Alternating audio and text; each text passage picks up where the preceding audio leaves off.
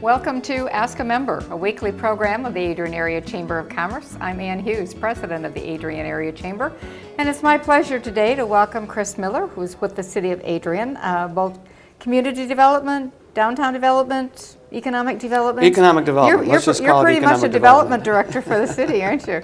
What does that mean? What do you do? I facilitate, I think, as much as anything. We're anxious for the private business sector to grow and not rebound anymore. I think we've rebounded and we're definitely on the growth phase right now. So we're looking for investors, we're looking for entrepreneurs, we're looking to help existing businesses expand, so we facilitate. I think that's probably the most concise definition of what we do. Chris, what tools do you have to make those things happen, to help businesses expand? Yeah, it's a great question. And it's a challenge these days. As you know, Ann, the state has backed away from some historical tools that we've had available to us, brownfield and historic tax credits being the two most significant ones. But we still have a range of incentives and tools that are available for businesses who are looking to buy and expand in buildings. We have some tax credit programs that are available, so we can offer businesses an opportunity to reduce future taxes if they come in and do projects. So that's certainly one of the tools. We, like you, do a lot of networking tools, so I will refer people to you. That's one of the tools that I use. In fact, that's a standard part of the discussion I have with businesses that are new to town.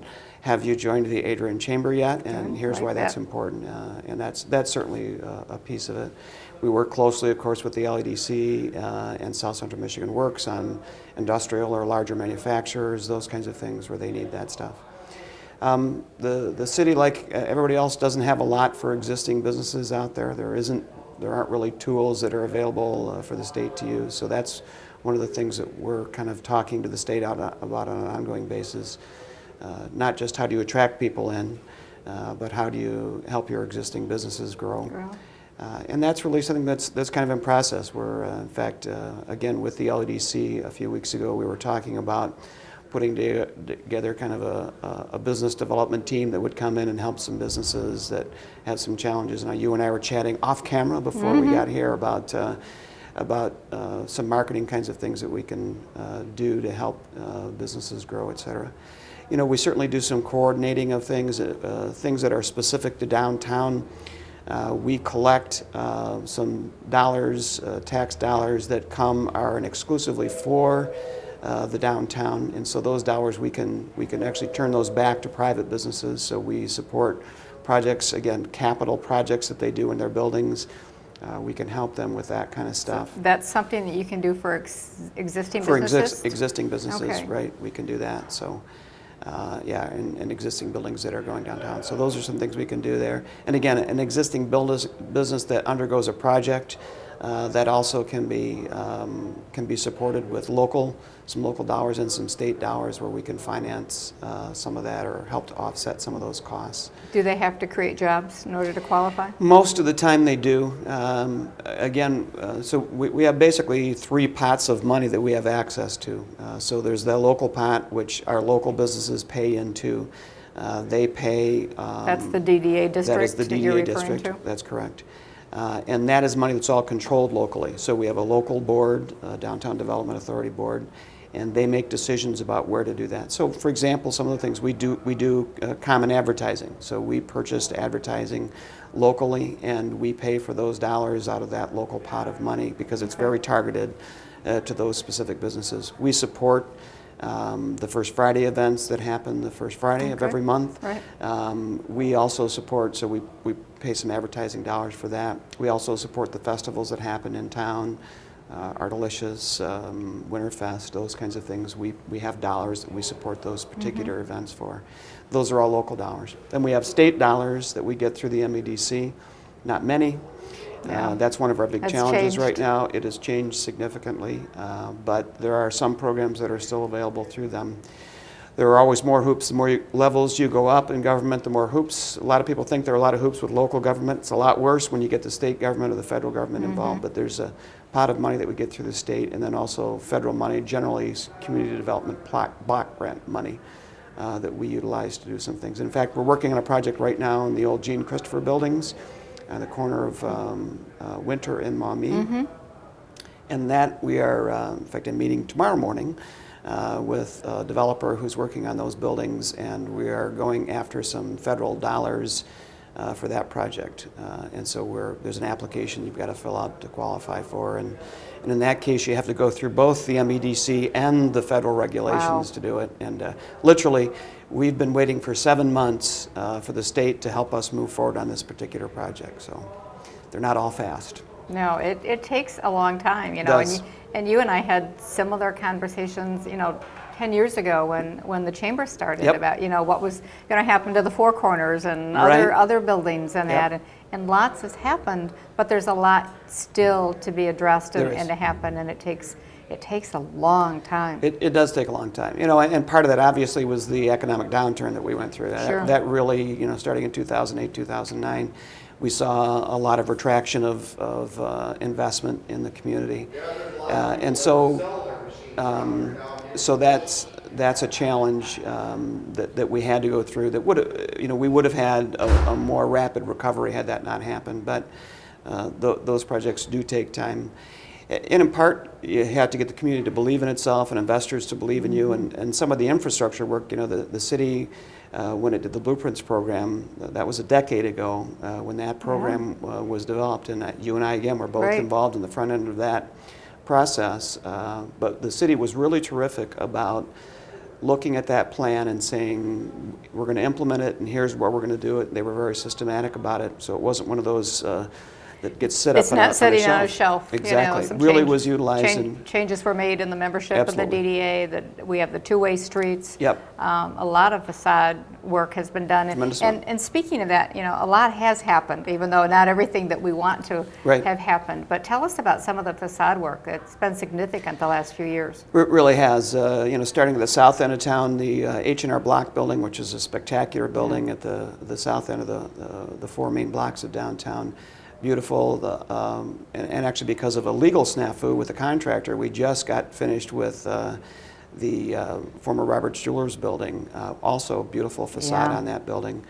Of course, Joanne Steele building, beautiful work done there. Copeland's Furniture, beautiful work done there. We've done some other work as well. So SAUCE also benefited. Wasn't part of that same Vibrant Cities grant, but SAUCE did it. Governor Croswell Tea Room. Some beautiful work done there. So and more to come. So there's a few smaller projects and some larger ones coming. But we expect to see more facade work and more project work happening this year as we go forward. So that Four Corners that we talked about a decade ago remains one of our big challenges, and we have a couple of buildings. A lot of people these days are asking about buildings downtown, and we're actually selling buildings downtown. We just sold our 6th building downtown in the last 6 months. So when people come to me and say, I'd like to buy a downtown building, I'm saying, well, right now, we really don't have a bunch on the market, but we have a couple of challenges at the Four Corners, the former Democratic building down to where E.E. Tubbs was. And then the Winter and West Maumee corner, but again, we've got a developer working on those corners there. And then there's a couple of others here and there, but nothing really, really significant in size. But anyway, back to those Four Corners, we've submitted a grant to actually do some demolition on the back of where E.E. Tubbs is. That's a 4-story building in the front. The back of it is a 2-story building, and it is not historically significant, fortunately for us. So it can be taken So we've down. asked to demolish that, which would create an opportunity for both service vehicles and customers to park in the back parking lot and get access to those buildings. That's the real big problem. Those buildings are landlocked. Yeah. They're really in that whole corner there, which is a lot of retail space, probably 30,000 square feet. There are only 3 parking spaces that are adjacent to that. Wow. So now if we can open the back parking lot, which is the goal of that demolition, we actually have developers who are ready to go forward on that on that whole project if we can get that demolition done. So we'll know that in about 30 days. That's exciting. That's really exciting. There's lots of good things going on. The Water Lilies opened up. Yep. Awesome Finds has opened up again on West Maumee Street. Maggard Razors on the back side Right, of that which is building, which gorgeous. is just a cool Yeah, story. that's cool. A fantastic one. Yeah, it's really terrific. So, and that, I mean, the Water Lilies with Joyce Sprunger at Boutique du Joie buying that building. You know, we had a couple of buildings downtown this past year that were purchased by existing businesses or people that wanted to put a business in the main floor. Then we had a couple of buildings that were bought by investors that just saw the opportunity to buy it and get a great return on their investment by, and actually Mark Wen was one of those with Awesome Finds and Maggard's. That building has 6 apartments upstairs, and those are all occupied, and both the retail spaces are occupied. So Mark's a happy man right now. Okay, so, and you know, people don't think about that. You know, you talked about the H&R Block building. I would love to live on that second floor with that curved window. I know, it's spectacular. But how many people do live downtown?